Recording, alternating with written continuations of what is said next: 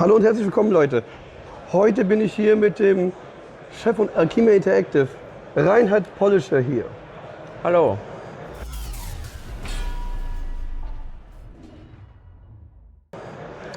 Ich danke dir, dass du dem Interview zugestimmt hast. Und ich würde dir jetzt ein paar Fragen zum Gothic Remake stellen und so weiter und so fort. Jetzt bin ich aber gespannt. Ja, ich habe schon vorhin schon gehört, dass da immer so dieselben Fragen kommen bei den meisten Leuten tatsächlich. Und ich will mal sehen, ob ich dich vielleicht irgendwo verwundern kann mit einer Frage. Also, eine Frage jetzt erstmal zu Xardas. Wir haben diesen Trailer veröffentlicht über Xardas. Da sagt er also, ich sehe alles sozusagen. Heißt es denn, dass der liebe Xardas jetzt eine größere Rolle als im Original spielen wird? Also eine größere Rolle im Original spielt er nicht, aber Xardas ist ja dann auch in den weiteren Gothic-Teilen sehr wichtig gewesen und immer so ein bisschen ein Mysterium, warum er da involviert ist, warum er dort involviert ist. Und im Endeffekt hat er überall seine Finger dann drin quasi. Und wir haben uns überlegt, also es ist übrigens, by the way, du bist der Erste, der auf der Gamescom diese Frage stellt und ich finde das halt sehr interessant. Wir verstecken da eigentlich einen kleinen Hinweis, was man dann auch im Hauptspiel quasi sehen wird. Aber Xardas sieht nicht alles. Es ist nur quasi so im übertragenen Sinne gemeint, dass er sich die Dinge, die er sehen möchte, dass er die im Auge behält. Sagen wir mal so, genau. Die Geschehnisse sozusagen, was sich alles Die ereignet Geschehnisse, sozusagen, die Personen, die vielleicht, von denen er glaubt, dass eine gewisse Aura oder Energie ausgeht. Ja, aber er weiß natürlich auch nicht alles. Es ist klar, das ist nicht allwissend, sonst wäre er auch gar nicht wahrscheinlich in der gottverdammten Prison Colony. Sonst würde er vielleicht für andere tun. Ja? Keine Ahnung, wird sich einen schönen Turm bauen an einer einsamen Insel. Aber sein Tun ist ja doch sehr wichtig. Okay. Dann kommen wir jetzt wieder zu einem anderen Trailer, sozusagen, wo er was veröffentlicht hat. Wie sieht man die Anrufung des Schläfers? Und man sieht, dass der namenlose Held sehr benommen wirkt. Hat das irgendeinen Einfluss auf seine Skill Progression oder irgendwas anderes? Weil es ja früher nicht so dargestellt wurde, aber hier schon. Also auch ein sehr, sehr guter Punkt und gut, dass du es ansprichst. Wir zeigen ja hier auch auf der Gamescom, wie du Sumpfkraut quasi rauchen kannst. Und da hast du auch so einen benommenen, benebelten Effekt. Das hat dann auch Auswirkungen aufs Gameplay. Also du gehst halt dann nicht mehr so, wie du den Charakter quasi steuerst oder bist halt dann im Kampf teilweise deiner Fähigkeiten beraubt. Aber die Anrufung des Schläfers, das ist halt ein sehr spezieller Moment, die halt nur klappt, indem sich quasi die Schläferjünger entsprechend dann benebeln.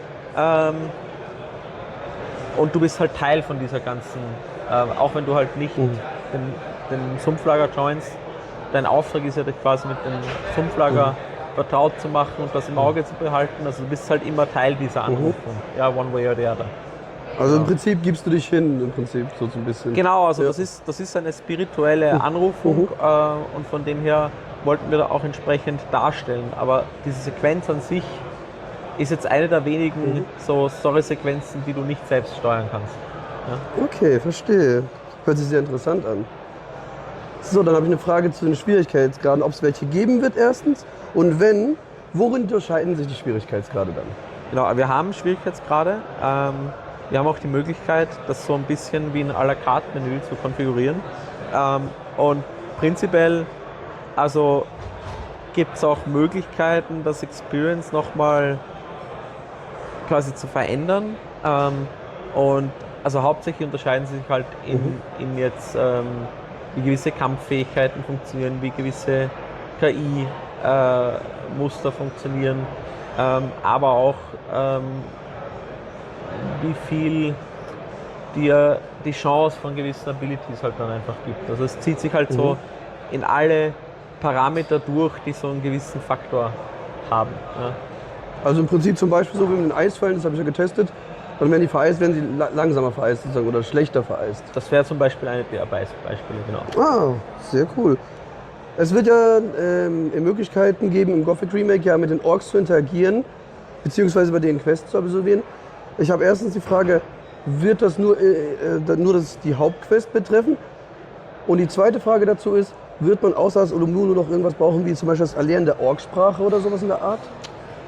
Also Erlernen der Orksprache ist eine Fähigkeit, die gibt es.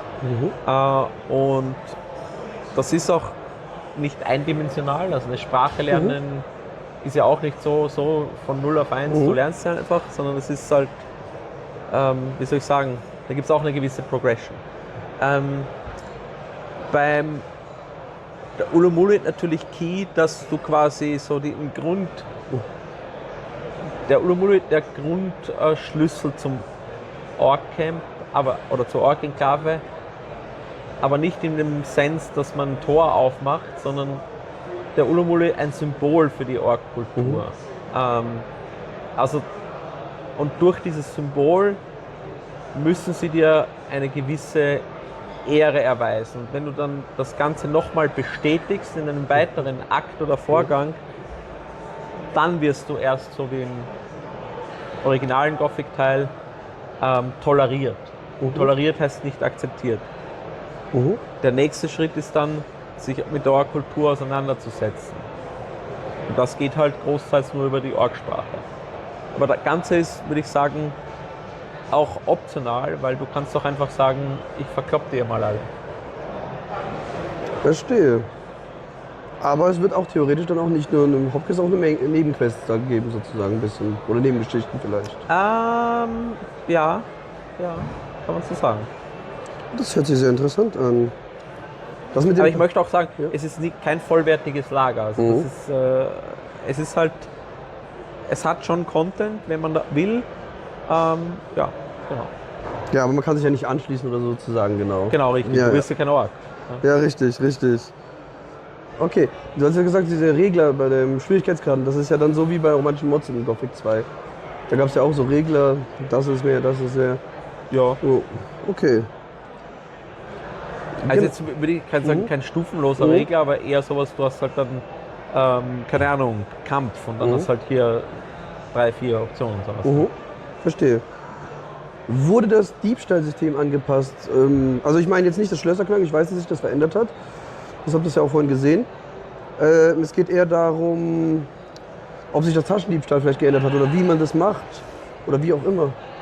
Ja, also es hat sich schon etwas verändert, weil also das ist jetzt nicht mehr im Dialog, wo es stattfindet, sondern es findet jetzt innerhalb der Exploration-Phase statt. Ja. Aber so, die Core-Formel ist natürlich auch anders gebalanced, aber im Prinzip ist es ähnlich. Nur halt, wie du es benutzt, ist anders. Aber es ist jetzt kein Minigame auch. Wir haben uns das überlegt auch. Wir haben uns aber gedacht, vom Pacing her passt das nicht, weil das ist halt schon was eigentlich schnell passieren muss. Andernfalls wird dieser Sensation, Taschendiebstahl zu betreiben, nicht gerecht. Okay. Jetzt in der Richtung mit dem Verbrechen sozusagen. Wird es eine Art, wird es so sein wie im Original oder wird es eine Art Kopfgeldsystem geben, wenn du irgendwie irgendwas machst halt? Ob du jemanden ermordest, beklaust, erwischt wirst, ihn trotzdem verprügelst, weil du das überleben willst oder wie auch immer, je nachdem. Also es gibt natürlich verschiedene Verbrechen, also es gibt halt Klauen, es gibt halt irgendwelche Sachen, also zum Beispiel Besitze entwenden, nochmal anderes. Und es gibt halt auch die Möglichkeit halt zu kämpfen oder Aggressionen zu fahren. Und du kannst halt entweder quasi dadurch eine gesamte Gilde gegeneinander, also auf dich aufbringen, oder auch halt NPCs, die das sehen. Ja, du kannst dich da aber auch wieder rausmanövrieren, sag ich mal. Ja. Rausmanövrieren, also es gibt eine Möglichkeit rauszukommen in der Sache. Ja, also okay. du bist nie deadlocked, ja, sag ich mal. Ja. Okay. Also jetzt nicht immediately, ja, kann sein, dass du einfach mal weit weggehen musst, ja, oder einen Tag drüber schlafen musst, ja, und dann mal gucken. Ja. Es ist auch nicht so, dass die Leute halt vergessen. Also wenn die dich mal sehen bei einem Diebstahl, dann kann das schon noch weitreichende Folgen haben. Okay. Eine andere Frage. Es gab ja niemals die Möglichkeit, damals in Gothic zum Beispiel Guru zu werden oder Erzbaron. Wird es denn diese neuen Wege geben oder wird es neue Wege geben, im Prinzip, die es vorher nicht gab? Also diese Wege, die du gerade erwähnt hast, nicht unbedingt, aber es gibt schon neue Wege. Okay. Sehr schön. Ihr habt ja das, so Sachen implementiert, wie jetzt zum Beispiel das Troll jetzt die Goblins werfen, zum Beispiel. Und zum Beispiel, dass man jetzt Fleisch hinwerfen kann, um Monster anzulocken und was auch immer. Und dass sie auch auf Geräusche reagieren und so weiter und so fort. Gibt es denn noch mehr Cut-Content, den ihr im Prinzip, wo ihr noch erzählen könnt schon, was ihr eingefügt habt? Also eines, was ich immer sehr gerne erzähle dazu, ist halt die Abandoned Mine. Die gibt es ja schon teilweise im Nyrus-Prolog, aber die volle Abandoned Mine, wie man sie auch kennt aus diesem Level-Mesh, was halt Teil der Gothic-Version ist quasi, das hat eine sehr gewichtige Rolle auch in der Main-Story. Ja. Okay. So, ihr hattet ja mal in einem Video erwähnt, dass ja die Templer da rumlaufen wie auch damals. Die Frage ist, werdet ihr in der Welt mehr NPCs verteilen, also deutlich mehr, damit es noch lebhafter ist, auch von anderen Lagern oder was auch immer? Also deutlich mehr würde ich sagen nicht. Also wir haben natürlich in gewisser Weise ein paar neue NPCs, aber prinzipiell orientieren wir uns da eigentlich schon stark am Headcount des Originals. Okay. Dann eine Frage zum Skillsystem, zum Lernpunktesystem. Wie kann man sich denn sehr stark verskillen? Beziehungsweise in Gothic 1 damals konnte man ja alles lernen, in jede Richtung, auf Meister sozusagen. Und konnte trotzdem mit allem im Prinzip ziemlich leicht durchkommen. In Gothic 2, die nach des haben, musste sich spezialisieren zum Beispiel. Ja, alles gesamt auf Meister geht nicht. Ja?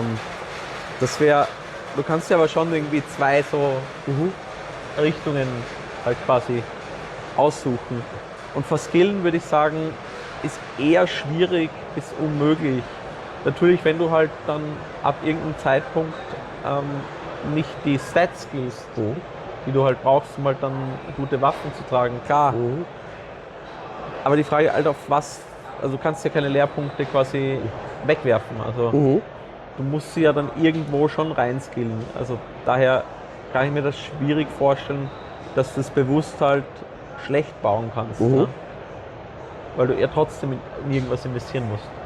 Genau, das heißt, man kann theoretisch sagen, ich gehe Bogen und Einhand und dann funktioniert das trotzdem wahrscheinlich. Ja, genau. Weil es einfach genug XP in der Welt gibt, sozusagen, wie man sammelt. Würde ich gar nicht sagen, dass es genug XP gibt, dass du halt alles maxen kannst, aber es ist halt auch, du hast halt so ein Base-Level, wo du zumindest halt genug gute Fähigkeiten bekommst, wo du dich dann durchschlagen kannst. Okay, sehr interessant.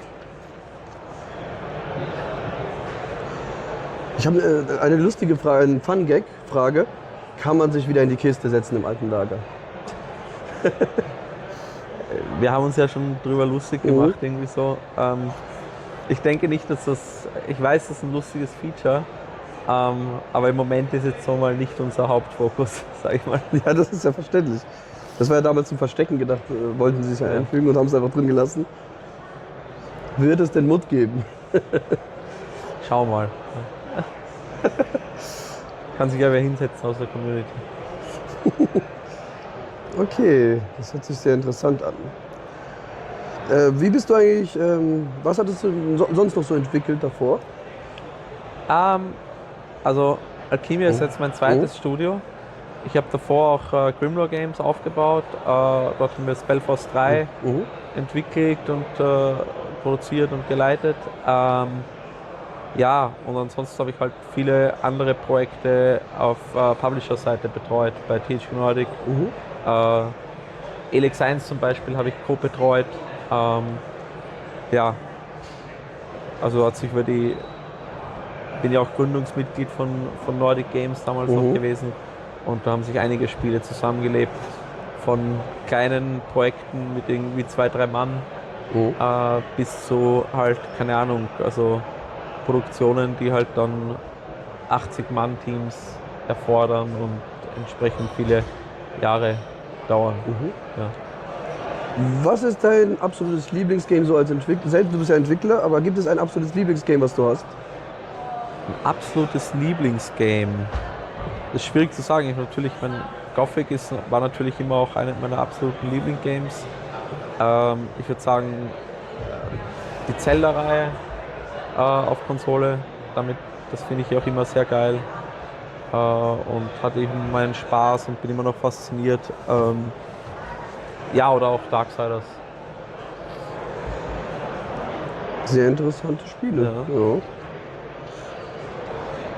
So, und was ist dein Lieblings-Gothic-Teil? Ich meine, das ist ja klar, dass es dich inspiriert hat. Das wie du habe ich, schon glaube ich, gesagt schon öfter mal gesagt. Mhm. Also prinzipiell, es ist ein bisschen eine kontroverse Antwort, weil es eigentlich Gothic 2 mit Die Nacht des Raben ist.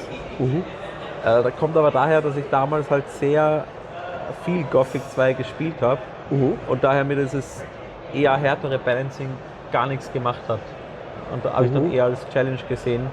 Und vor allem sind ja nur die Anfangskapitel wirklich schwer, wenn du dann mal Mhm. durch den Jagd-in-Dark durch bist, ist das Ganze ja auch eher so, dass du dann gut vorankommst, sagen wir mal so. Mhm. Also bist der auch wie ich immer zum Beispiel in Jacken da zuerst reingegangen ist im Prinzip? Absolut, absolut. Ja. So früh als möglich, weil das gibt dir einfach dann die Chance, ja, hinten raus einfach Vorteile zu bekommen. Okay. Bist du eher so der Krieger oder der Magier gewesen? Definitiv ein Krieger. Also eher nicht der Bogenschütze, das ist mir irgendwie immer zu langwierig.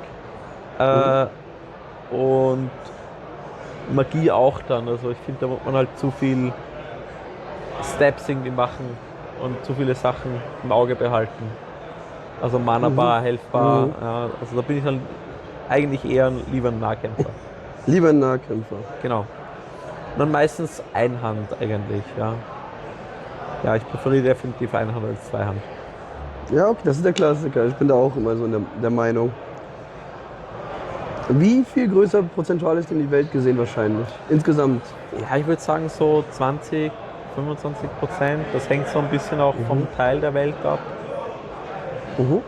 Also wir haben halt auch nicht einfach so vergrößert, sondern wir wollten halt wirklich Details füllen oder auch neue Sachen, also neue Kleinigkeiten halt einfügen in die Welt, neue Plätze einfügen. Ja. Gibt es denn neue Monster, also wird es neue Monster geben, die gar nicht so existiert haben in Gothic 1? Nee, gar nicht. Also wir haben bei den Monstern haben wir also keine neuen Monster. Wir fanden irgendwie das Set an Monster ist schon gut genug und wir haben das Ganze noch, was halt schon ein bisschen neu ist, wir haben Variationen gemacht von vorhandenen Kreaturen. Kannst du da ein Beispiel geben? Puh. Naja, also es fängt halt schon mal an mit den verschiedenen Scavenger-Formen. Ja? Also die sind ja dann auch quasi leicht abgeändert. Also zum Beispiel der junge Scavenger, das ist ja nicht einfach nur das gleiche Modell, sondern es ist dann schon ein bisschen anders. Verstehe. Und auch vom Verhalten natürlich. Ah, das heißt im Prinzip, damals gab es ja auch jung, erwachsene Tiere und zum Beispiel Grasland-Scavenger gab es ja damals in Gothic 2 zum Beispiel. Das ist sowas in der Genau, richtig. Ich will jetzt nicht sagen Grasland-Scavenger, eher mit dem Jung und also damit haben wir eher dann Dass man das gearbeitet. unterscheiden kann schon beim Blick und nicht nur beim Lesen Genau, sozusagen. Richtig. Ah, sehr interessant. Wird es eine Funktion geben, dass noch vergiftet werden kann in dem Remake? Gute Frage, aber da möchte ich halt noch nichts verraten. Okay, das ist ja auch dein Recht. Okay. Wird es denn dieselben Zauber geben, mehr Zauber oder noch aus einem anderen Gothic-Teil neue Zauber? Also wir haben bei den Zaubern prinzipiell schon das gleiche Setup gemacht. Wir haben bei den Verwandlungen haben wir ein paar coole Sachen gemacht. Also ja, und die Zaubermechanik an sich ein bisschen, sag ich mal, interessanter gestaltet. Ja, das ist mit diesem Aufladen und so Ja, weiter. genau, mit Das dem habe ich ja Channeling, getestet genau. gehabt schon. Ja. Nee, das ist fand ich auch interessant. Ich habe es erst nicht verstanden. Und dann, man muss ja die Taste halten. Dann ging das Vereisen auch noch, was ja auch im Prinzip nicht Genau, so der möglich war Aufwand, vorher. genau, ja. Vorher brauchtest du den Zauber-Eisblock, Ja. dass es überhaupt geht. Das ist auch sehr interessant. Gibt es denn eine Möglichkeit, irgendwie die Hauptquest irgendwo sozusagen anders zu gestalten? Sozusagen, dass es verschiedene Wege gibt, bis auf die Lager noch.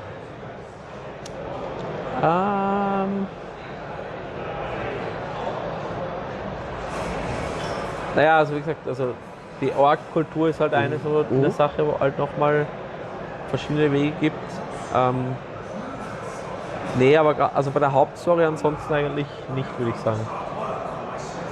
Im Kleinen vielleicht mal hier und da eine Option eingefügt, ja, aber nee.